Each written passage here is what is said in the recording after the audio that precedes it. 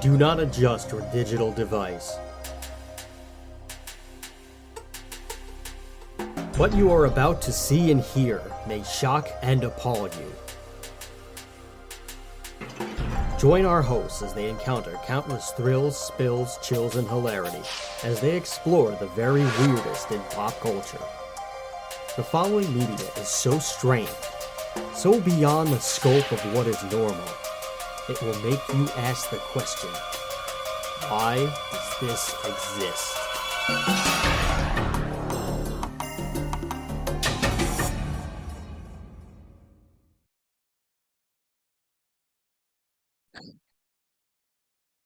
Hello, everybody, and welcome to another episode of Why Does This Exist? I'm Chris. And today we are going to talk about... And I'm Rob. A loving memory from everyone's childhood that is still being introduced into more and more people's childhoods every single day. It's the greatest comic strip of all time. We're talking about Calvin and Hobbes today.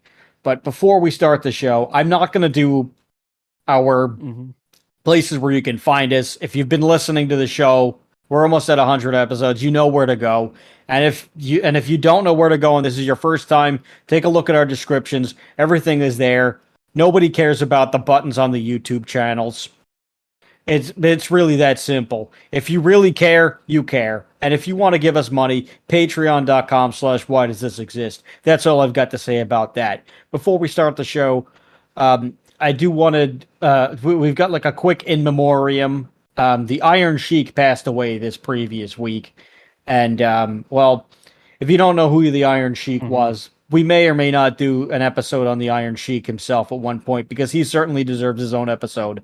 The Iron Sheik was a pro wrestler, and if you become more acquainted with him in recent years, he was a wrestler in the 80s, but if you know him in recent years, he was the funniest Twitter account that you could possibly find.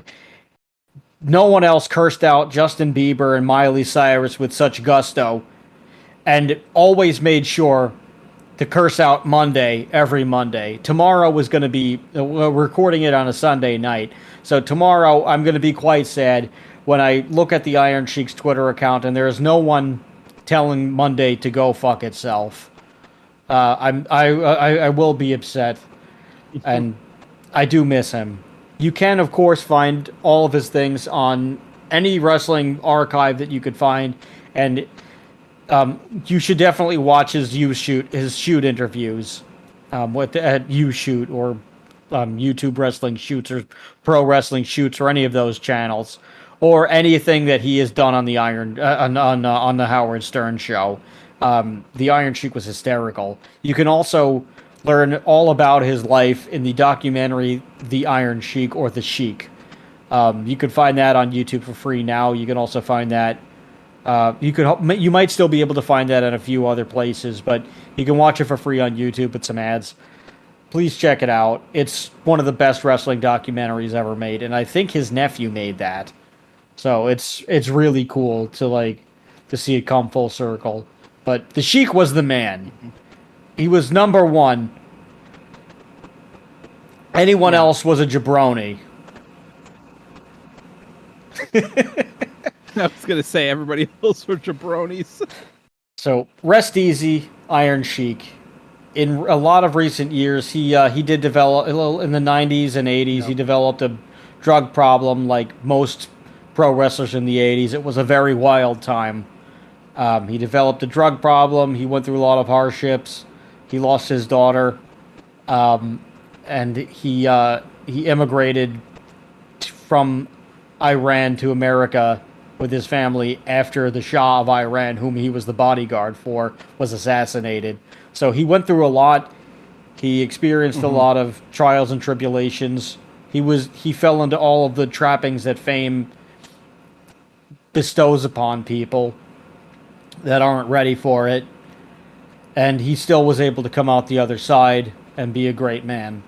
So, Iron Sheik, you have made us humble every day of our lives. You have broken many backs with the camel clutch. You've suplexed many people into oblivion. and you proved to us that the Iron Sheik is number one.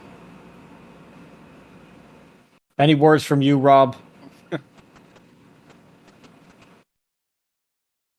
Uh, uh, yeah. The Iron Sheik is he was no jabroni, that's for sure. He take the jabroni and fuck them in the ass. But yeah, interesting to note that, you know, when Macho Man Randy Savage died, the day that Macho Man died, there was supposed to be like a rapture. You know, it was like one of those like predicted, like, oh, some like crazy guy online said, oh, well, this exact day is going to be the rapture or the end of the world or whatever, right? And then fucking Macho Man Randy Savage died and nothing happened. So, you know, it's like, you know, Macho Man friggin' like went up and like friggin' like, you know, gave, you know, fucking jumped off the top Yeah. rope and gave the elbow to friggin' God and stopped the rapture, basically.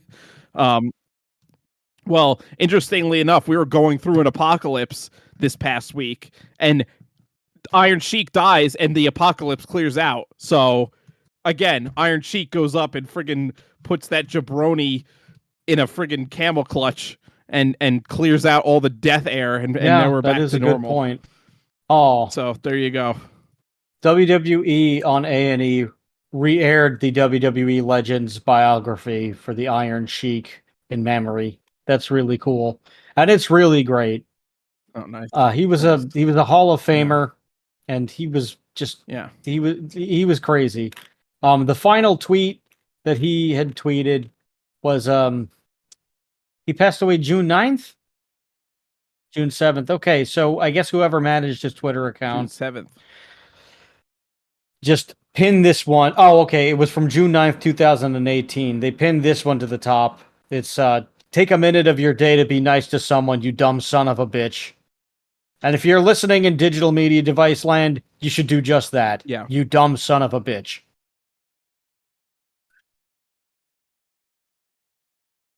The last tweet that the Iron Sheik actually posted was on June 6th, and it was "fuck the wildfires." So my theory is correct. The Iron Sheik literally gave his life to save us all from the death smoke You heard it here wildfires first, that were guys. coming down from Canada. Yes. He put the fire in Yes, the he camel did. clutch, and we all survived. A moment of silence for the Iron Sheik. Okay. That's the news. Here's the weather. You are now about to witness the strength of street knowledge from a ragtag group of rogues. Now let's get on with the goddamn show. What is Calvin and Hobbes, and what does it mean to you? Well, Calvin and Hobbes is a comic strip. So for those who don't know, for some of the youngins, they might listen to us. You know, back in the old day, well, some still now to some extent, but like, who reads the paper anymore, really? But back in the old days, when people still actually read the newspaper, they had a whole page dedicated to the funnies or comic strips. And one of like the most prominent ones that was always my favorite growing up was Calvin and Hobbes. And basically, it's the story of a boy named Calvin, who is named after 16th century theologian John Calvin, and his anthropomorphic tiger counterpart, Hobbes, who's named after Thomas Hobbes, a 17th century philosopher. And basically, they go through and, you know, get into trouble and have adventures as 6-year-olds often do. At the same time, often have like really profound philosophical discussions with each other, you know, way above what a 6-year-old should be like thinking or pondering at. Yes, they have like little existential crises pretty funny about things, and it's just, and it usually comes out of nowhere. Like, it's usually towards the end of whatever adventure they're on in like a Sunday strip or whatever, like the weekly, like at the conclusion of a weekly arc, there's always some like weird like moment of reflection that Calvin will have, and it just kind of like, instead, like it either ends on a really funny note, or like he kind of like realizes everything and he like puts it into a philosophical perspective, and it's just like the mood suddenly like drops. Yes. Yeah, and oftentimes it's like, again, it's like these really profound like philosophical statements that they make, and and Calvin like pondering life itself or existence in the universe with Hobbes, and so it's interesting that like they're named after like these like 16th and 17th century uh or 17th and 18th century philosophers, because there is a lot of philosophy in Calvin and Hobbes. Um, so I grew up, like I said, I read Calvin and Hobbes when when I used to read the comics all the time. Like, whether I was at like my parents' house or like my grandmother's or something, I would like look at the local paper and I would read the comic strips. And my favorites were like Calvin and Hobbes, Garfield. Um, Sometimes I'd read Peanuts. Um, and like occasionally I'd I read never really Dilbert, although understood I thought Dilbert Dilbert was kind of like as a boring often. So as a kid. As a kid, I yeah, it didn't was more understand it. As for I like got older older, I started people to that appreciate it yeah, until, well, the last couple of months when Scott Adams has like went way off the deep end and started saying weird racist stuff. That after yeah, that, I was like at first like the yeah, first time that I heard that, I read it in I read it on like a headline, and I was like, okay, well, maybe this is like a left wing outlet that like doesn't like something that he said. And then I found a right wing outlet that said yeah, something similar. And then I was like, okay, well, he probably said something. He must have done something for sure. And then I saw something independent, and I was like, okay, he definitely did something. Now I have to listen to this for myself and make my own opinion of it. And I did, because it's still on YouTube, because he probably still hmm doesn't see what was wrong with it. And I was like, oh no, this is bad. I I can't I can't support this person anymore. But anyway, that's my thoughts on Scott Adams. hmm But yeah, yeah, yeah. continue where you were. Other comic strips that you would view. Uh, yeah, that's pretty much it. Like those were the ones that like I really read. There was really nothing else that really ever interests me. But Calvin and Hobbes was like pretty much Calvin and Hobbes and No Garfield Hagar were the definitely Horrible. like my two like favorite ones. I liked him. I was never really big into Hagar the Horrible. Like it was I liked him okay. because he was a Sometimes I'd read Viking. it, but it was like, I you I know. also liked Broomhilda for some reason. Yeah. I don't think I ever read Broomhilda. I don't think it was ever in any of the. It I would was never see those syndicated in in the any of Daily my News. I local mean, in the papers. house, we pretty much only got the Daily News. Sometimes we would get the Post, but not Yeah. always. So it really depended on what we got that we would see. Because I think Garfield ran in the Post, so I didn't get a whole lot of Garfield. Because we were like more of a Daily News household. So Yeah. I liked I liked Family Circus. I of course loved Peanuts. Peanuts was like the one that I would yeah, Peanuts was the one that I would go to Yeah. like Well, number Peanuts is one, and classic. then I would kind of like see which other ones I liked, like The Far Side Yeah. or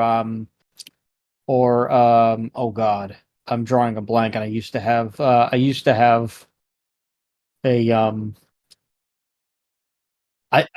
a I used to have a book of it too, but I can't remember I what it like the was Far now. Side too. Um I used to have when I was growing up. I had a Far Side calendar. Like, and every day was a different Far Side. yeah, we Far had a Side few was just one Garfield ones panel, like so that. they could do A few that on the Garfield calendar. calendars. Yeah. Oh, Foxtrot, that's the one. But yeah, Calvin and Hobbes. Oh yeah, Fox. Yeah. Uh, Calvin and Hobbes for me though was always like probably the top one, except like I said, maybe Garfield. They were probably tied. But I actually had like a huge book of which I believe I still have somewhere. I had like the essential Calvin and Hobbes book, so it had like Yeah, that was my a introduction whole to Calvin ton and of Hobbes Calvin and too. Hobbes comics. I Uh, the lovely yeah, Misses gifted me with the complete Calvin and Hobbes collection a couple of years ago for either a birthday or an anniversary yeah, present. I'm not sure. I think it may have been an anniversary present. Um, and I haven't really looked at it because it's specifically a collector's edition. Um, but for many years, Hmm. I had a not all of them, but I had a big collection of like a bunch of different Calvin and Hobbes books. But I loved like Calvin and Hobbes. I never got in the I very rarely saw it in the paper, and if we saw it, it was just because the Daily News happened to carry it in a Sunday that day, and that rarely happened. Yeah, it wasn't often that I saw it. I did see it like enough that like I read it, like was able to read it in the paper, but it wasn't like always in the. It was. I think it was mostly in the. It Yeah, wasn't usually in the dailies. I It was well, usually in the I Sunday had that never they would seen a have it. Calvin and Hobbes Um. in the Sunday paper. So my introduction to Calvin and Hobbes was the monthly Scholastic it was the Scholastic like it Oh was yeah. like a was kind of like a small catalog on like very cheap paper that that public schools would give you, Yes, and I the remember teacher it. would pass it out and everything. And Yep. you know, if you wanted to order something from the catalog, you would give them, like, you'd tell your parents and you'd say, I want these books, and your parents would say, okay, how much do they cost? And they would say you can get this many or this one, and then they'd give you the money, you'd give it to your teacher, and Hmm. then you'd get it in a few weeks. And I I don't remember any particular reason why I was interested in Calvin and Hobbes. I just saw the Essential Calvin and Hobbes in the Scholastic Book Club thing or whatever it was called, and I just said, "Oh, this looks interesting. This looks fun. I think I want this." Because I liked comic books, but I didn't know. I only saw the cover, so I was like, "You only so you like we didn't really have the internet. This was like Hmm. 96, 97, maybe." At best. It could have even been earlier than that, but I was like, I think I want this. So I told my parents I wanted it. They said, okay, you can get it. And Hmm. I got it. And I think the first panel that I read was a Spaceman Spiff. And I loved it because of how funny it was. Because, like, whenever Calvin goes into, like, these other personas that he develops when he's a kid just playing, you get, like, you can real, like, Bill Watterson really starts to show off his art skills because he like starts drawing these highly detailed panels of what, and then like of whatever the story is, whether he's Spaceman Spiff or he's Detective Tracer Bullet or Stupendous Man. You like it's like very well drawn until the last panel Hmm. where it cuts out to reality, and it's just a 6-year old boy playing with his action figures. And Yeah. yeah, Or like pretending in the so I backyard was or hooked something. Yeah. immediately, and I read the rest of that thing. I read the rest of that probably Yeah. before the week was over, and I went back and read that so many times. And if Yeah. somebody else got a different Calvin and Hobbes, we would trade Calvin and Hobbes for like a week.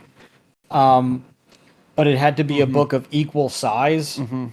So like I wouldn't trade the Essential Calvin and Hobbes if somebody had um if somebody had Revenge of the Killer Snow Goons, actually, which is one of the few that I could never get my hands on.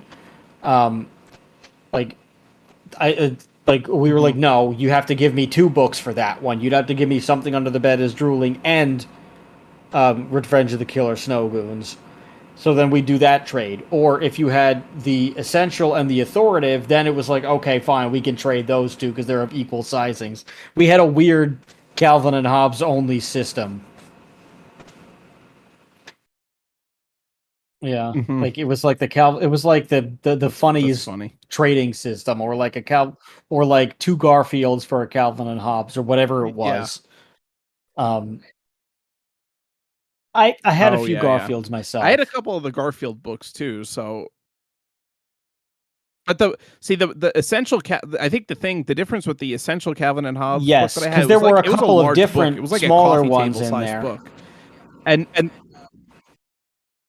yes, yeah, and Yeah. the Garfield books were always like kind of small, like they were like smaller books. So the Calvin and Hobbes was definitely like a larger than life kind of thing, and it had like way more strips than the Oh Garfield yeah. ones had because it was like such Well, a also big, Calvin and huge Hobbes's book. strips, Um, a lot of them were like it full also story arcs that probably took place over the course of like a few weeks. yes, Where Garfield's didn't really have many like arc weeks. like ones. Like Yes, if they were, they yeah, lasted a week, but they were few and far between. yeah, and also the Sunday Calvin and Hobbes. I Yeah. think Garfield was always just 3 panels or 4 panels.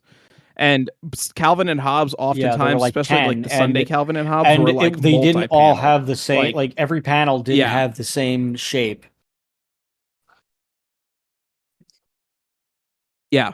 And again, for some of our younger listeners who might Yes. not know, is this the Sunday paper was in full color, whereas like the newspaper during the week for the most part was black and white.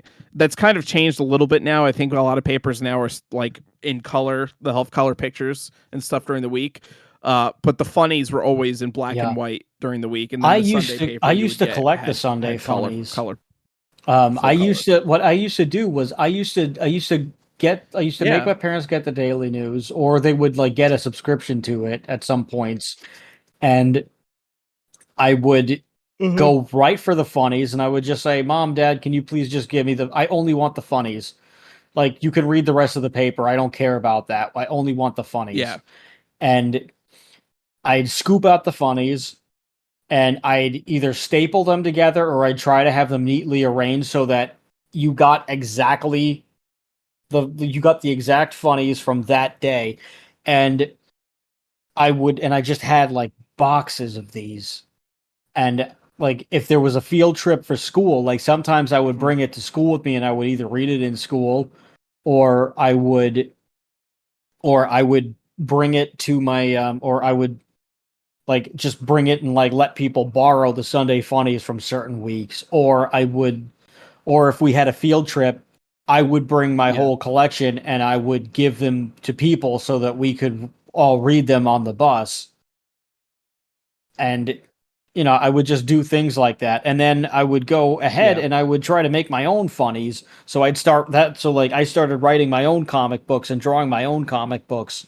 And for a long time, I thought I was going to be a comic book artist or a Yeah. cartoonist or something. I always thought I was going to, I always knew I was going to do Well, something and creative. I just didn't know what. So I used to do that. I had created the Gobbledygooker Force, which was like a whole like weird wrestling superhero group based around some of the like dumbest wrestling gimmicks of all time.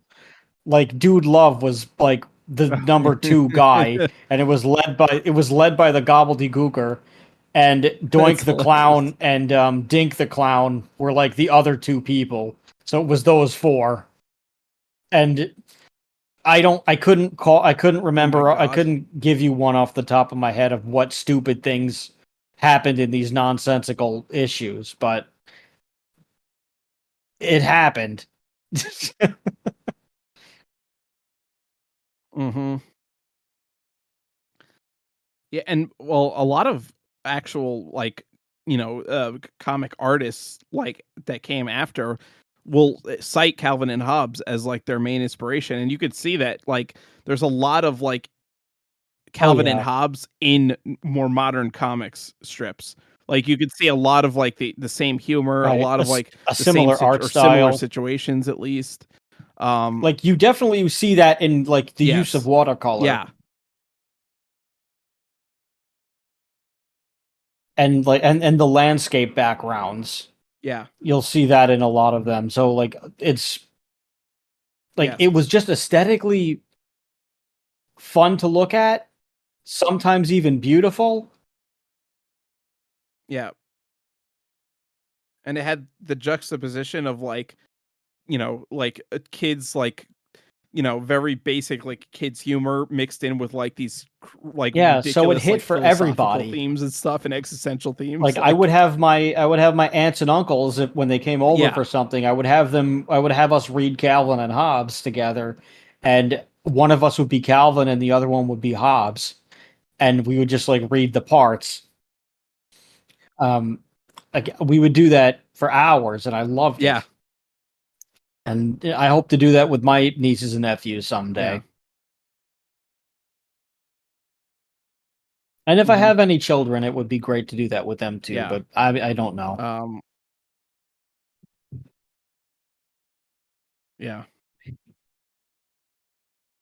Yeah, I think I've actually already like introduced uh my son a little bit to it. Because like I said, I have the Calvin and Hobbes book around, so I've kind of like read some of it to him. He wasn't super interested in yet because he's so young. So to try again when he might. This was a while ago, so he might be more interested now. Oh, that's Because funny. like I've started to introduce him to Weird New Jersey, so and he's been really into that. Yeah, he loves it. He like What an I'll read it to interesting him before we bedtime go to story. bed and stuff. So and yeah, and I'm surprised. Like the first night, he really wanted to read it, and I'm like, okay, and then he's like, I'll tell you if it's too scary, right? So like, there's a couple that like, okay, it's too scary, and I'm like, I was like Wow, really afraid that he was gonna have nightmares from it, but he ended up not like at all. that's Like great. and we've been reading it every night, so that's Did you show him our yeah, ad and tell him that it was that this was your band? no, no, I haven't. I Ah, have to look for okay. that I still that have it. issue. I don't know where I have it around somewhere. I just don't know where it is. I mean, we could always back order Yeah, it if I we still wanted have it. to, I just don't know where it is. I have it like but stored away somewhere. yeah. Oh yeah, yeah, yeah. They have all those old sheets still. But yeah, so I want to try to get him into Calvin and Hobbes too, because it was Yeah. like a I big mean, a part lot of of like times if my I was childhood like growing up was reading alone or Calvin and bored or Hobbes. something, like So it made me feel like I had friends. And also like it made like as like a as a s- a- yeah, as a between 6 to like 8 to 9 year old, I would have like it made me want to have a stuffed animal and like just to like have weird conversations with. So like I had like a yeah, teddy bear that like it was I think it was my grandfather's. And it was like a teddy bear with a bow tie, and I like named it Frankie. It was like it was a little brown teddy bear, and that was my Hobbs. And we don't have it anymore. I think we had gotten rid of it when we moved out of the old house, and I felt really bad. But I was like, I hope like don't like I don't know what my mom did, but I told her don't throw it away, but like donate it so that maybe someone else can can appreciate it. But I don't know what she did. My mother also has a terrible habit of just ignoring me and throwing things away when I tell her not to.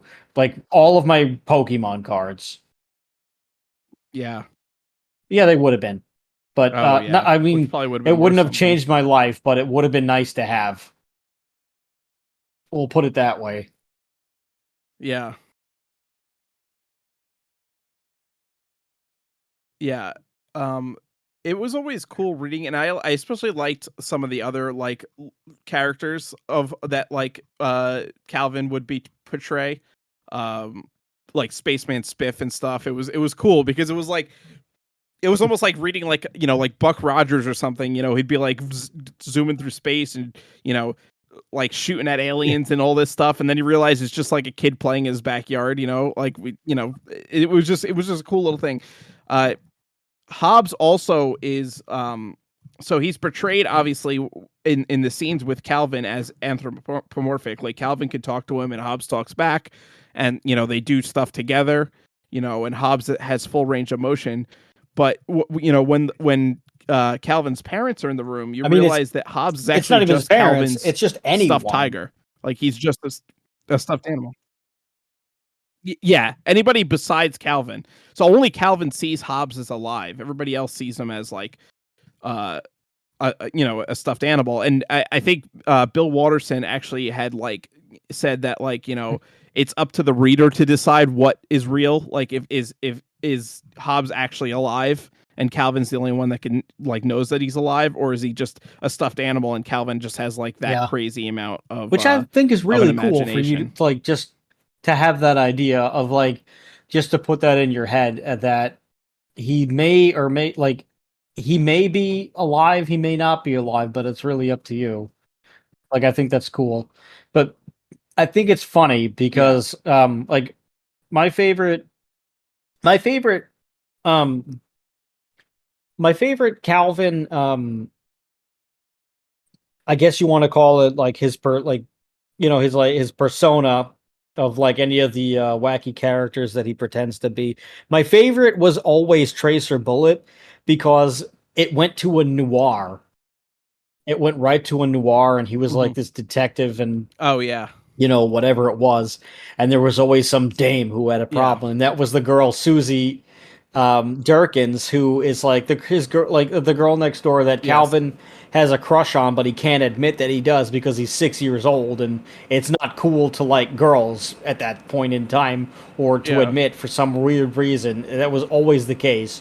You would always deny, deny, deny. Where like, as you got older, you were like, yeah, I do like her. I got to figure out how to talk to her. Do you know her? Like you would just like who is her friend, Yeah. and what do I have to say to get them to put in a good word for me? Like as you got older, but like for some reason when you're 6 years old, it's like just completely deny it, and then like you have to keep it to yourself and hope that and Yeah. nobody finds out. God forbid the girl that you like actually finds out that you like her because then it's just game over for some weird reason. Every kid goes through that of like whoever it is that you like, Yeah. but like for some reason you'd rather be dead than have them find out when you're like 6 years old. We're like, what's the worst that like realistically, what's the worst that could actually happen is that they don't like you back, but because you're like so young, it seems like that's the end of the world. Um, but like Hobbes knows, and Hobbes like Yeah. keeps telling him you like you like her, and I think she's pretty cute. So like Hobbes is trying to encourage him, but Calvin gets mad because he gets jealous because he thinks that Hobbes has a thing, and he's like, "Listen, don't you go near her." Yeah. But Susie likes Hobbes too, like not in that way, of course, but she's like she thinks that he's cool, Right. and it's like Susie, like they have a will they won't they Well, thing and it's because it like, seems like Susie might even if like you Calvin. if you think about it in like, the terms of like uh Calvin, like is the only one that can hear Hobbes, because it's like Hobbes, it's his Yeah. So imagination, it's basically. It's like his it's his imaginary friend, conscience. even though it's a stuffed tiger. Like it's exactly, it's his own inner monologue saying this to him, Yeah. and he's trying to like repress the feelings of it, basically. Um, there's actually these cartoonists Dan and Tom Herman created a strip called Hobbes and Bacon, which Oh. actually depicts Calvin as an adult and married to Susie, and they have a Huh. daughter that's named after Francis Bacon, the philosopher, and so Calvin gives Hobbes to his daughter, and Oh, then they that's have like cool. their I own didn't know kind of like about that. I adventures know that there's a Calvin lot used of to like have, basically. wild ones. Like there's a Yeah, Calvin. I think there's a Calvin without Hobbes, and they just like erase Hobbes from it, so it yeah. just looks like Calvin's talking to himself. I mean, the Garfield version of that, of just like Mhm. Garfield without Garfield, just looks just like it's only John, and it just makes John look like a crazy person. Well, there's also like the I'm sorry John things from where it's like Garfield is depicted as this eldritch horror that like friggin' constantly tries to eat John, Oh basically, and it's God. like he has like tentacles and he looks like Yeah, a there's a friggin' lot of offshoots Lovecraftian of monster, comic strips basically. that just like make it that like make it even funnier, and they go in like a wacky direction. But I don't know if there's one of like a Hobbes without Calvin. But I Yeah. didn't know about the Calvin, Hobbes and Bacon. I might have to start looking at that. Yeah, it's a fairly new strip. It came out I think in 2011 originally. And I don't know if it was actually like in like circulation, that was actually in, or just online, basically. Um but yeah, it it's kind of like a continue, and like, it just goes to show how much of an influence that Calvin and Hobbes has had, is that it became like such a huge thing, Yes. that like And I so mean, also many with Calvin's comic artists parents, over like the we haven't really years. talked much about his parents, Uh, but they seem like pretty normal parents. And like they're just like, our kid is nuts.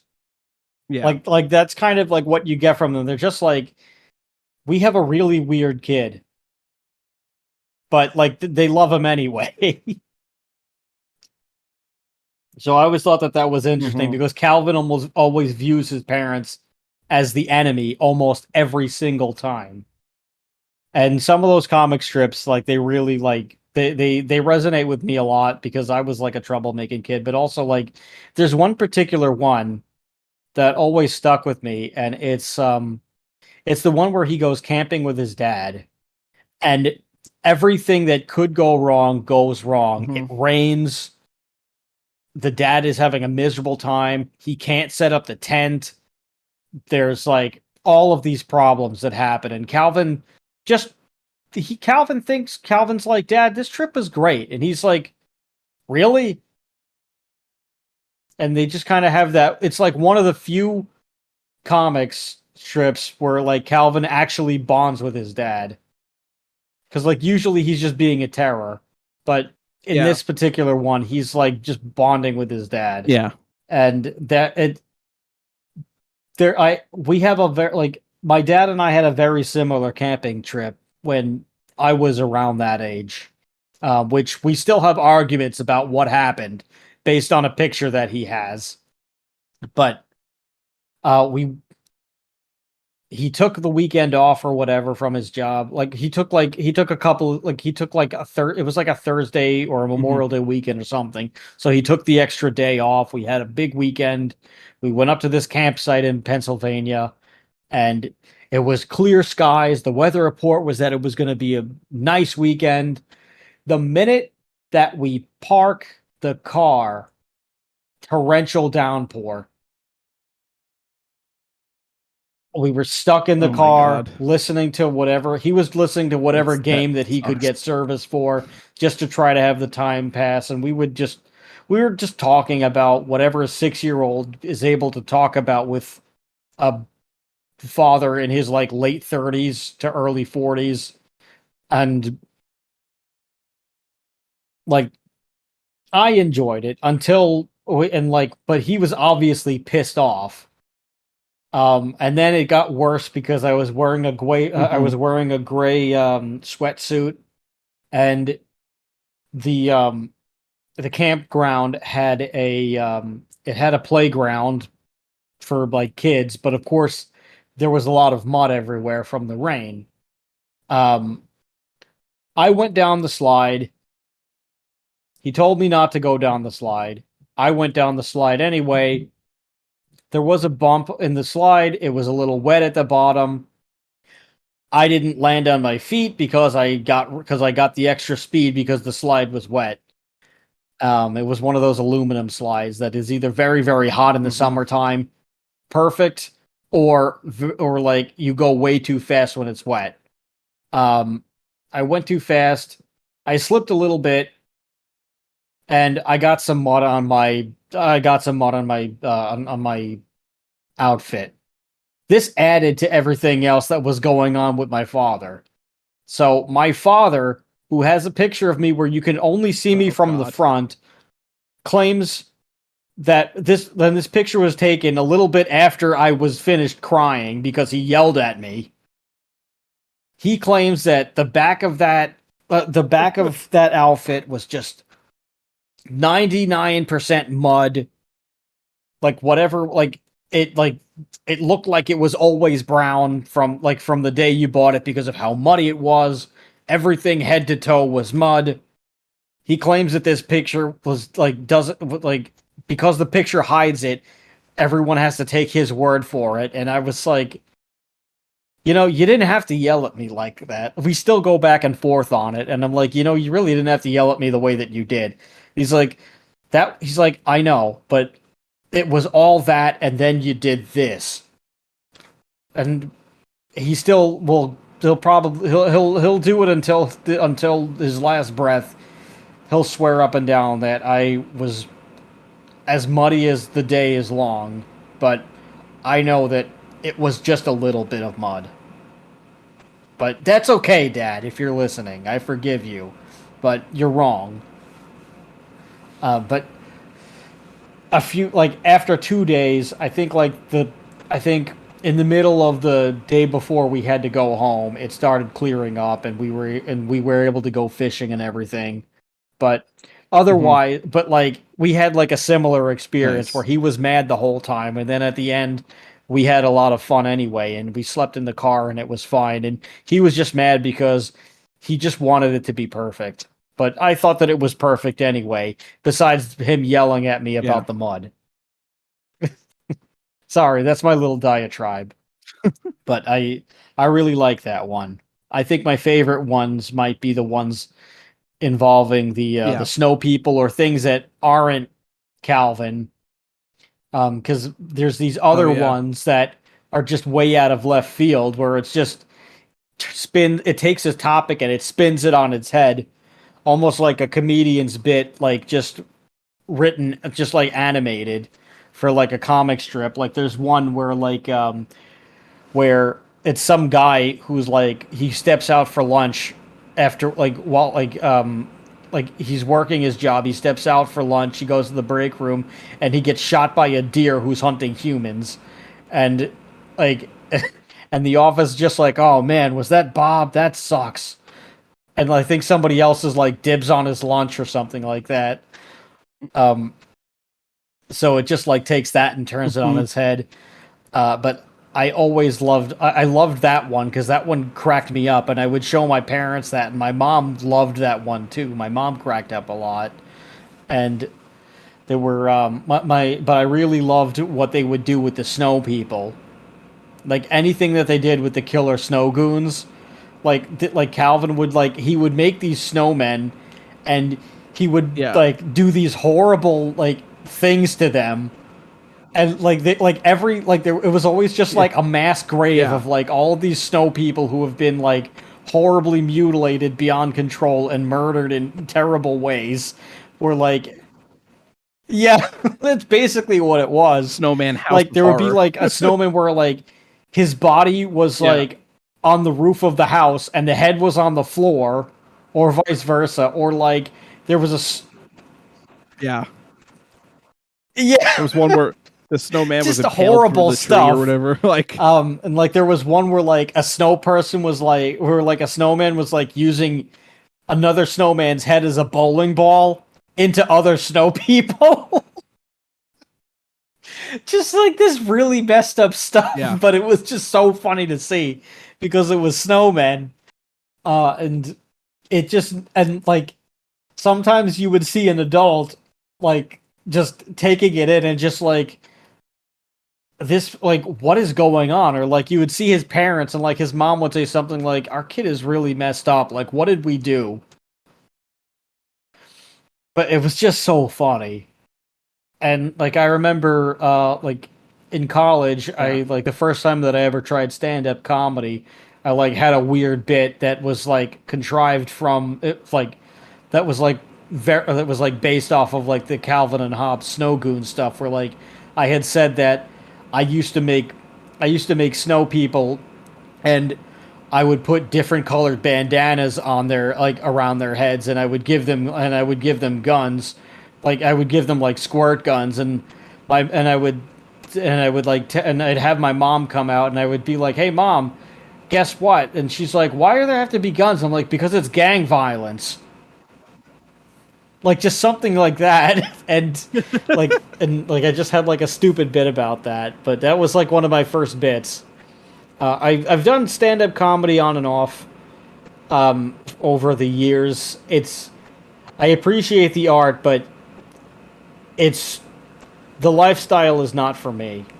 That's one of the reasons why, if like some of the people who have been listening here and there, I'm also a voiceover artist. I have a regular day. I have a regular job during the day, but I do voiceovers as well as this podcast. So I do quite a few things. But voiceover is the thing for me, and just using my voice to do all these things for you people in digital media device land. Stand-up comedy is not, but it's okay to do every once in a while. If you are a stand-up comedian listening to this, I salute you. Yeah. You've got a hard road.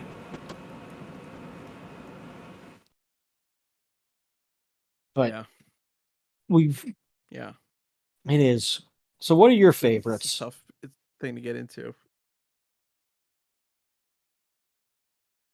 Well, I think I mentioned the Spaceman Spiff ones were always good.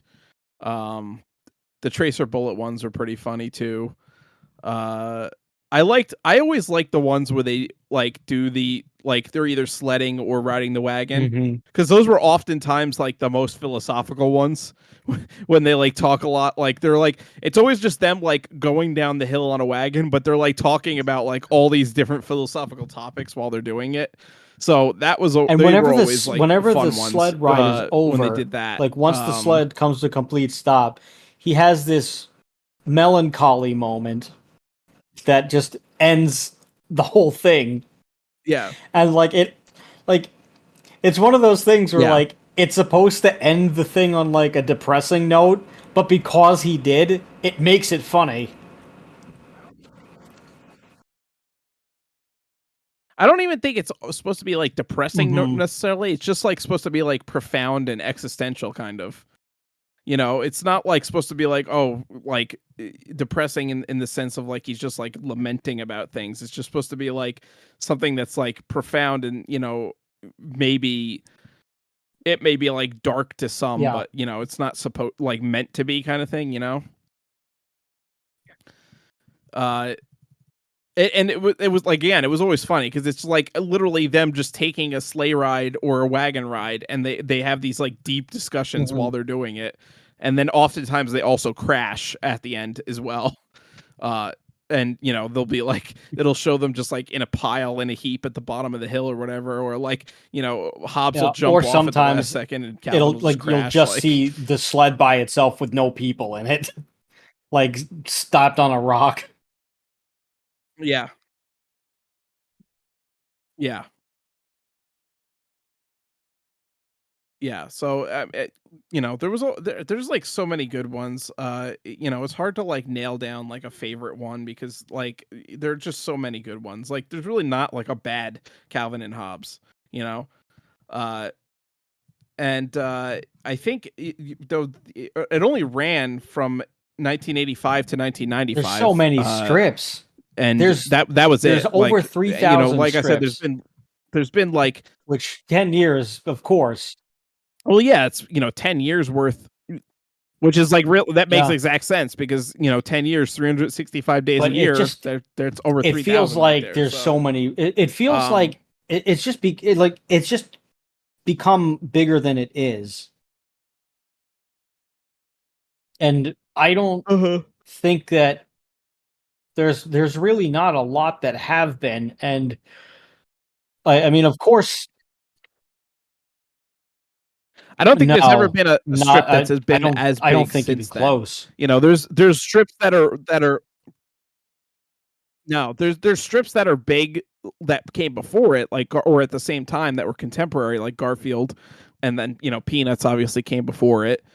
I would say maybe Dilbert is kind of like Yeah, in that I guess realm a that would little be the bit, but fourth not one of as the big much. four. If Dilbert if you more could make so a because big four, I guess it would. I guess the fourth largest one yeah, would be Dilbert. yeah, and that's only because Dilbert actually had like an animated series and stuff. Like there is some like you know, cultural influence there with Dilbert. Um, Never Calvin and had Hobbes, anything. interestingly enough, never had an animated series. Because no, because Bill Watterson was not Oh, interested in any sure kind he of did. animation, and he got offers from people including Jim Jesus. Henson, George Lucas, and Steven Yeah, because Spielberg, and he denied he every cared single about one. the integrity. And if you watch this documentary called "Thank You, Mr. Watterson," you can Yeah, watch it just about anywhere now. like you could watch it on like you could definitely watch it on YouTube, but you can also find it. Yes, I was gonna say it because I like to say it. I like to It was say on Tubi. Tubi. But you can watch it on Tubi for free, which Tubi! Tubi low key might be one of the best subscription services out there, and it's totally free. You will find so many things on there that you Yes. can't find anywhere else.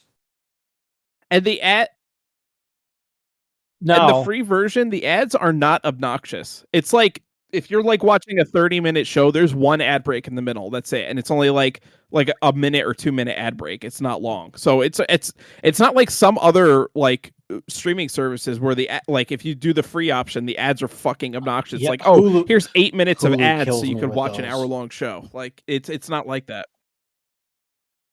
Yeah, Hulu's the worst. I'm like, luckily I steal my parents' Hulu and they Oh, well, have that's like Hulu good. Live, so there's no ads at all, and I can watch live TV. So Yeah, maybe I shouldn't say that on the fucking on the air that I steal it, but whatever. I don't really steal it. they'll We never find you everyone anyway. password shares, so fuck, whatever. Net, It fucking is. jackass It Netflix is is. fucking Well, cracking I down think on it, but they're Netflix is going to stupid and they're basically, like, for ironically themselves. be the blockbuster of streaming services. Yes. Yeah, which is Yeah, hilarious I because it think killed I think Blockbuster. Now every I think streaming service is irony going is to going kill to come Netflix. full circle for Netflix, and it'll be like the first of its kind and the first to go once Yeah, everyone else does it. Because I mean, the king is Max. well, actually, it was until very, very recently. Netflix's biggest Yeah, revenue stream was actually still from the mail order DVDs, because a lot of people in like the Midwest or or like Colorado and in the mountains and like Montana and the Dakotas and all that shit yeah. that don't have good internet You'd service. be That was like the only surprised way they can for get movies at person on home the because other like end they of can't this stream. tuning in that you'd be surprised how many people actually still rely heavily on DVD. Yeah, I don't think it is They either anymore. shut it I down or think they they've spun actually it shut off. I down can't their DVD remember. service recently, actually. But yes, you're right. But anyway, we've Yeah. been talking about this here and there about like syndications and things like that. And this is what contributes to, and this is part of like what goes on and as to why Bill Watterson did not want to, why he didn't want to do any licensing deals and why he wanted the work to stand on its own. Um, so this is the way that it works a lot of the times in comic strip syndication. So you make yourself a comic strip. I mean, it might not be as prevalent now as the way that it has been in the day, of course, and also now with the advent of the internet and people can just do their own independent web comics and they can just have a website for it and just like trademark the characters and then they can just go off to the races and it would just be like a blog post basically where you just have to do SEO for the images. Hmm. A comic strip syndicate. This is how you would essentially get your ad in how you would get your comic book, how you would get your comic strip in the papers. You'd come up with an idea of a comic strip, you'd pitch it to and you'd pitch it to a syndicate. It's almost like being an actor and getting a headshot, pitching yourself to an agent, right? The comic strip syndication is an agency basically. So you would get signed with whatever syndicate that you would, and I don't know if you have to get certain syndicates for different for like different regions of the country or parts of the world or whatever. I don't know how that works, but you sign with a syndicate. The syndicate talks to like then takes your comic strip and you ship it out to all of the newspapers that they have connections with, or they talk to the people who do the funnies at the newspapers, and they say, "Hey, we have a new comic. Like, here's like a couple of the best. Here's like a demo of the strips, basically. Take a look at it. Let me know if you want to carry it and how many places you'd like to run it in." So they talk to the paper, and then the magazines or whoever it is that does the funnies, and then they circulate and distribute your comic strip for it. And then they say, okay, in this contract, you're going to deliver us 50 comic strips a year. It's only going to run on Sundays. You'll give us 50 comic strips a year. So, and then that's what you're on the hook for. And then they syndicate it to whatever. And then you get paid based on how many newspapers are in it. Like your strip appears in, basically. And then the more strips that you appear in, the more, like, the more newspapers that you appear in, then the more money that you make, essentially. And then they can help broker your deal, basically, on like any kind of like licensing. Now, the other thing is the contracts. Syndicates in the past, they would own the creator's work, the name, the character, the likeness. So if you decided that you were not going to do any more strips, like, I'm done with this character, I'm not doing it anymore, the strip is done, they would say, okay, that's fine, but we could, just because there's no more from you, then we could just get somebody else to do it because we own the strip itself now. And that sucks if you're not getting any royalties off of it. But this ended up changing over time, and like, Yeah. there were like like the creators would take over the legacy strips, and they would say you can't do this anymore or whatever. So they started giving more rights to the artist. But also the syndicates would help in licensing your characters. So they would help broker those deals too. If like a strip got hot, they would start talking to ad agencies, and the ad agencies would say, "Hey, we really think that we'd really like to put like Garfield on this on like toothbrushes or something like that, or we'd like to put Garfield in like a Colgate ad or whatever it is." Which is essentially what you see with Peanuts on everything and Garfield on everything now. Which they approached Bill Watterson for a lot of this stuff, and Bill Watterson said no. And there is they talk about this in the documentary a lot, and it's one of the things that why Bill Watterson is like possibly the most highly respected like cartoonist of all time, because he refused any of this, and he turned down probably tens of millions of dollars, if not hundreds of millions of dollars, because there would have been a Calvin and Hobbes movie. Yeah. And they would have been rebooting it for the third time by now. Oh, yeah. There would have been all these things. They definitely would have gotten a cartoon TV show. That would have been rebooted a couple of times. Every child in America would have had a Hobbes doll. There's no question. But like the Scholastic Book Order, that's what it was called. You would never not have a Calvin toy or something in there to go with the book that you bought. There'd be things like that all the time, but he turned it down. And I forget the place, but there's a place where like every year, I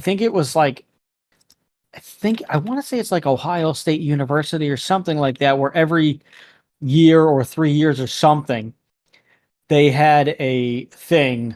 They had like a conference where it was just like an industry thing of comic book characters, like of just comic book creators, and just like like comic strip creators. And in 1989, Watterson showed up and he gave a speech, and this was around the time because he was influenced by Walt Kelly's Pogo, which is a comic strip that takes place in like basically a Louisiana bayou, like just a swamp, and it's like Pogo, I believe, is a possum, and it's all of the characters of the and you could see a lot from like the art direction as well as the subject matter by Walt Kelly for Pogo, where it's all of the swamp critters, and they have all of these existential conversations and philosophical conversations as well.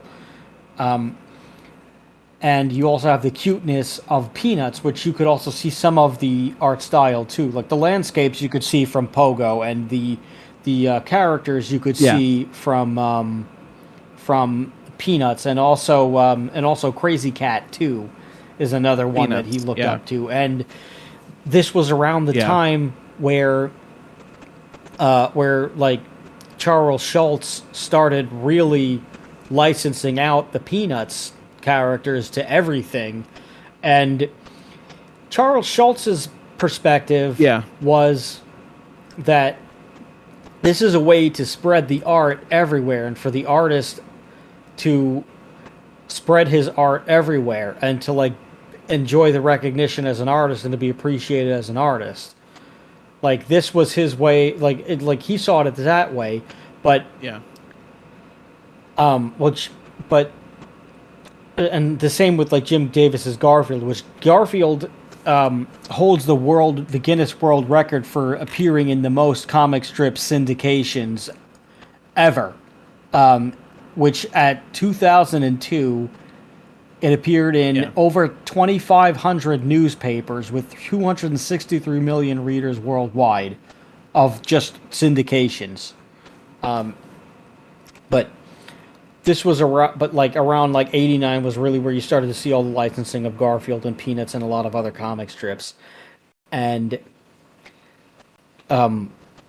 because Charles Schulz was such an influence on Bill Watterson, he felt kind of hurt in a way. Like, what is my idol doing to the business, to the industry? Like, he saw it as he was cheapening the characters and the strips. And there's a few people, and there's like a guy in one of the in the documentary where like he has his own comic strip as well, and he was like, I think it's the Far Side guy, but I'm not sure. But he's like, this doesn't feel good when Snoopy is trying to sell me insurance. So I can see that problem, and a lot of those things happened with like Charles Schultz's estate and putting Peanuts on things versus Charles Schulz and other things. I don't know if Snoopy became the MetLife mascot while he was still alive, or if like this was Schultz's decision or his estate's decision. But yeah, I can see that. I can understand that. I don't necessarily want Snoopy to sell me insurance either. I'm fine with him selling me Colgate and toothpaste and things like that. I'm fine with Garfield being a stuffed animal that I can go to the store and buy for my niece or nephew. But I don't want Garfield, to represent a big bank on Wall Street. And I can understand from that point of view of, even like where like Bill Watterson just said, he went the extreme other way where I don't want this licensed on anything that is not a book that's a collection of the work. I don't want this licensed on anything unless it's a print that is just a blown up strip. I don't want anything like that. So anytime that you'd seen Calvin peeing on something, that wasn't licensed. That's just something that some guy made. Right. Yeah. Well, I guess Bill Watterson just doesn't go. He either doesn't care about going after these people, or he just doesn't feel like dealing with any of it because it's just not worth it at the end of the day. Or maybe there's just so many people that like it's hard to get, like it's hard to find, because like it's kind of like with like trading cards and counterfeiters. It could be or like people who make proxies, basically. Like there's so many places that do it that it's impossible to like track them down, or like even like you don't know if it's like a counterfeiting company or like one person in his basement just selling them off to a bunch of different like places, or if it's a whole thing. Like it's just impossible to track down everybody, so it's just not worth the hassle. But Charles Schulz, I'm sorry, not Charles Schulz, but Bill Watterson is so reclusive that he's given very few interviews in his life, and they couldn't even get him for the documentary. Yeah. which took place in the area Yeah. where he grew up in, which is Chagrin Falls, Ohio. It's no one knows anything about this guy really, except that he was dedicated to his work. He wanted the work to stand on its own, and he was just the greatest. He was possibly the greatest comic strip creator of all time, and that's how he liked it. Yeah. But he kept all of his Mhm. work too. He kept all of the originals, Yeah. and he put it in the trust of a museum in Ohio. I forget the exact museum where you can go. Yeah. I think it is a cartoon. I think I it is think a it's like the cartoon museum of Cartoon Museum Ohio. or something like that. Yeah, it's like something like the National Museum for Yeah. it's Okay. I think mentioned in the this is it in documentary. I Columbus, forget the actual name Ohio. of it The though. Billy Ireland Cartoon and Library Museum. I think that's it. But there's a whole wing that Yeah, that's is probably just it. dedicated to the Calvin and Hobbes stuff. And in this wing, because he had everything, Mhm. because Bill Watterson kept all of his originals, like the original, like just sketches and things, the original drawings, like things that he sent in to the syndicates. Yeah. He kept all of the originals and he trusted it to this museum. You can go to their archive and you can request that you can view the original Calvin and Hobbes works, and they give you these white gloves so that there's no fingerprints, so that like they try to make sure that this stays in pristine condition. Yeah. And you can look at your strips in color. You can look at the Sunday ones in black and white before they've been colored and inked. You could see the sketches. Mhm. It's just amazing. I've never been to Ohio. This and the Rock and Roll Hall of Fame would be the only two things I would ever want to go to Ohio to see. If I go through my entire life having never seen Ohio, I wouldn't be upset on my deathbed. We'll put it that way. Um, but I would like to see this. If I could Yeah. just, It would definitely be interesting to go there. I'd oh, be afraid to I'd handle be the so, prints and stuff though. Like I feel I'd like be so I'd be like if you scared. rip it or something by I accident, might like want someone else to touch it for me. I wouldn't want to touch it. Like I would put on a face mask Yeah. just so that I don't breathe on it. I think I would have to turn the page and then Very wash my good. hands, and then turn the Yeah. page and then wash my hands. But it would be it would be a lot of fun just to see. I would love to meet Bill Watterson one day, but I don't think Yeah. that'll ever happen. Yeah. No, Honestly, even if I we get him wouldn't for the be like documentary, if we're I never gonna have meet him. You'd probably run into him on the I street th- and not even know who he I don't was know what he because he looks like like, now, but I what just does he know that even he look like like, you kind of know? resembled Calvin's dad with a mustache. That's the best way to put it. But yeah, Oh I yeah. probably Yeah. would. I wouldn't be surprised if I bumped into him and didn't know. Like maybe I've seen him on the train and said hi, good morning, and that's about it, but I would never know. He's like that reclusive. Like nobody knows anything about him. And that's fine. Yeah. Like he's a great man, Bill Watterson, but he is also working on Yep. something else. And he the last and he is he's working on something else, which I don't think he's drawing. I think he's writing. It's a noir project that is yeah, it's at Ohio State Huh. University, the museum. Um but he is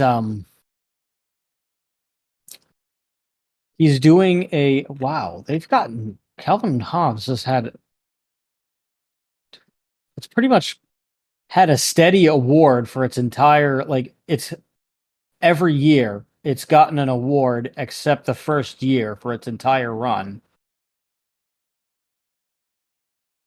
It's got like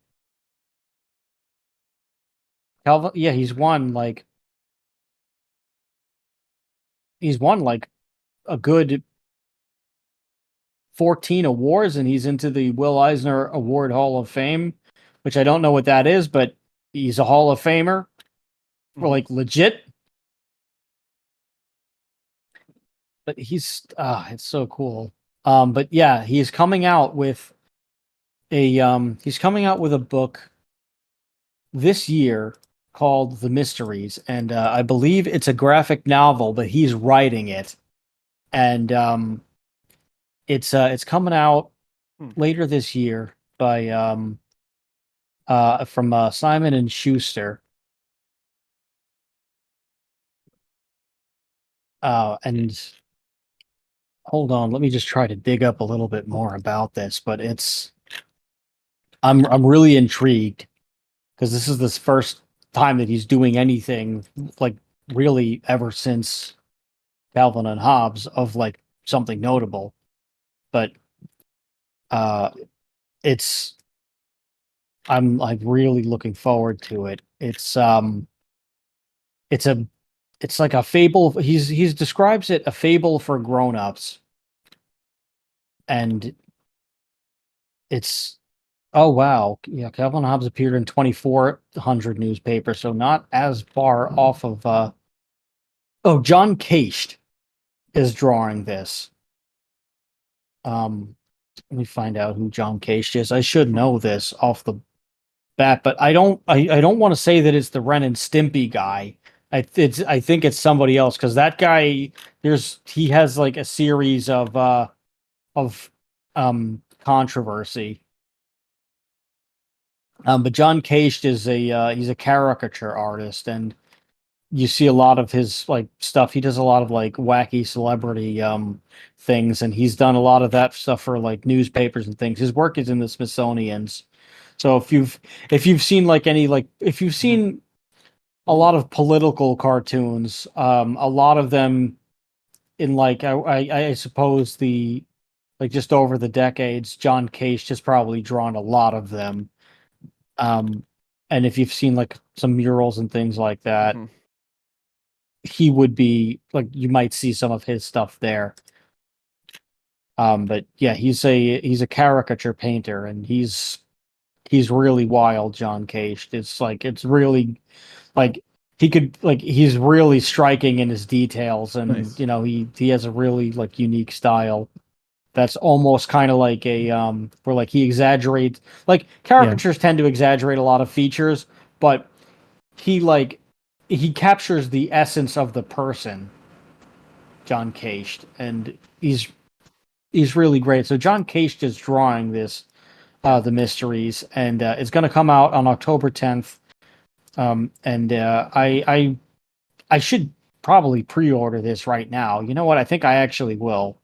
Yeah, you know what? I'm going to do it. I'm pre-ordering this right now. I'm doing this in real time because I know I'm going to get this anyway, and I'm not waiting for anything. I'm buying this. But it's a fable for grown-ups, and it's basically a long ago kingdom. This is the synopsis. A long ago kingdom is afflicted with unexplainable calamities. Hoping to end the torment, the king dispatches his knights to discover the source of the mysterious events. Years later, a single battered knight returns. For the book's illustrations, Watterson and caricaturist John Cage worked together for several years in unusually close collaboration, whatever that means. Both artists abandoned their past ways of working, inventing images together that neither could anticipate, a mysterious process in its own right. So if that doesn't jazz you up, I don't know what will. Yeah. So I cannot wait to get this.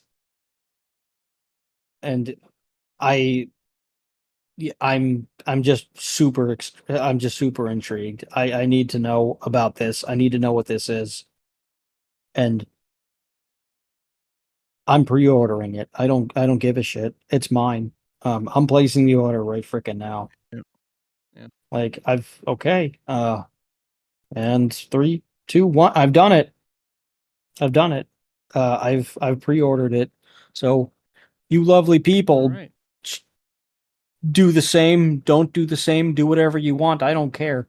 But The Mysteries by Bill Watterson, with artwork from John Cage that is apparently artwork and that he's never imagined himself doing before. The only way to figure it out is if the cover doesn't strike you, then you're just going to have to read the rest and see what happens. There's a couple of pictures in the preview for a first look, but you can only get like one or two. But it's yeah, I can't wait. I can't wait for this thing. It's about $20. Why wouldn't you want this? But Calvin and Hobbes, it's a wonderful comic, and it's so much more. It's a part of my childhood. It's a part of your childhood, and countless others. You in digital media device land, it may or may not be a part of your childhood as well, and it might even be part of your children's childhoods and their children's children's. I think Hobbes will always stand the test of time. And I strongly encourage you to check out Thank You, Mr. Watterson. And, you know, just introduce yourself to Calvin and Hobbes or reintroduce yourself to Calvin and Hobbes as an adult because it hits differently as an adult. Yeah. Yeah. Yeah. Anything else that you've got to say? Well said. No, I think that's pretty much it. It was a big part of my childhood growing up, so I think it's just something everybody should check out if you haven't already. Well said. Alrighty. Well, I think we're ready to ride up into the sunset. Time to hit that old dusty trail indeed. Time to hit that and old possibly dusty a trail. dusty road. Yes. Bill Watterson, the American Dream. Dusty. Calvin and Hobbes, everybody. This has been Why Does This Exist? I've been Chris. Thank you, Mr. Watterson. And I've been Rob. And thank you in digital media device land for checking us out. We hope you enjoyed yourself. And if you're one of the people who sends us weird stuff on social media, please continue to do so. We'll give you a shout out. And if you want to give us some money, patreon.com/whydoesthisexist. Alrighty. This has been Why Does This Exist? I've been Chris. Yes, we did. We did say this. We're going back in time and forward in time. We botched the whole thing. We've blown the episode. That's it. I'm going to bed. I'm cutting this part out. Good night. Good night.